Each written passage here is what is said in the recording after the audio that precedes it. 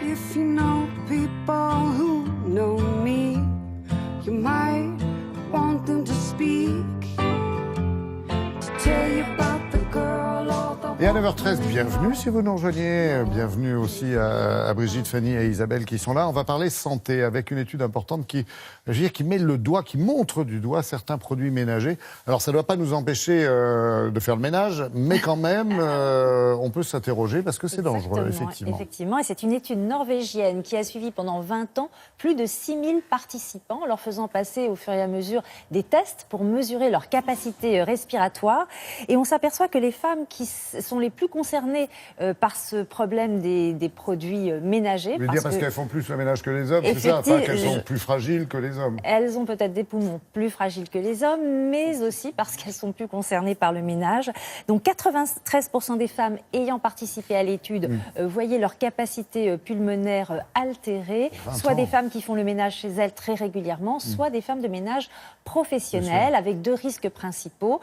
Le risque de voir son souffle devenir de plus en plus court et plus de risques de développer un asthme par rapport aux femmes qui n'utilisent pas ces produits ménagers. Donc, qui contiennent des substances chimiques.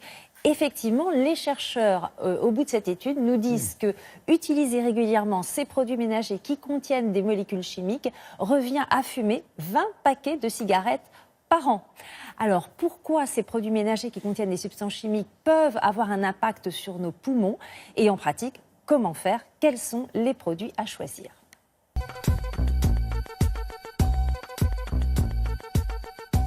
Le système respiratoire est particulièrement vulnérable aux produits ménagers puisqu'on va inhaler ces produits et notamment les solvants qu'ils contiennent. Ces solvants peuvent altérer l'intérieur des bronches, le mucus et l'épithélium, créer de l'inflammation. Idem au niveau des petites bronches qu'on appelle les bronchioles. Et enfin, entrer en compétition avec l'oxygène au niveau des alvéoles. Une utilisation prolongée de ces produits ménagers peut favoriser les bronchites chroniques, peut révéler des asthmes. Ensuite, il peut y avoir des lésions au niveau du poumon, ce qu'on appelle des fibroses. Le poumon va être moins élastique. Et puis, on pense que certains cancers sont liés à l'exposition à ces solvants.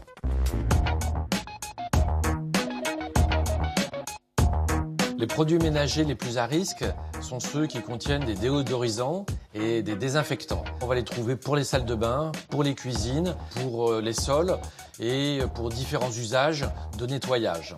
À partir du moment où il y a le logo produit inflammable, eh bien ça prouve qu'il y a généralement des solvants comme l'éthylbenzène, le xylène, le toluène.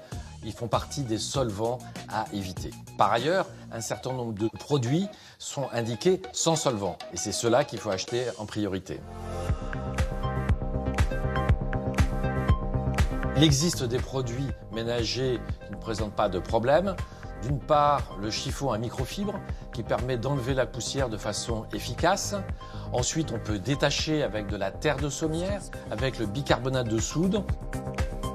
On peut utiliser aussi le savon de Marseille et le savon noir au niveau des sols pour nettoyer. Il faut toujours choisir des produits bruts. En effet, il existe des produits qui vont afficher par exemple le savon noir, mais la concentration en savon noir peut être faible et il peut y avoir des détergents et de nombreux solvants. Les produits ménagers bio sont très en vogue actuellement. Ils ne sont pas exempts de solvants et de conservateurs. L'avantage de ces produits, c'est qu'ils contiennent par définition moins de substances chimiques que les produits conventionnels. Et Brigitte, Fanny, pour ne pas fumer la moquette, il faut aérer quoi? Voilà, nous passons 85% de notre temps à l'intérieur de nos appartements, de nos maisons, de nos bureaux. Donc il faut aérer pour effectivement éliminer le maximum de substances chimiques, de solvants.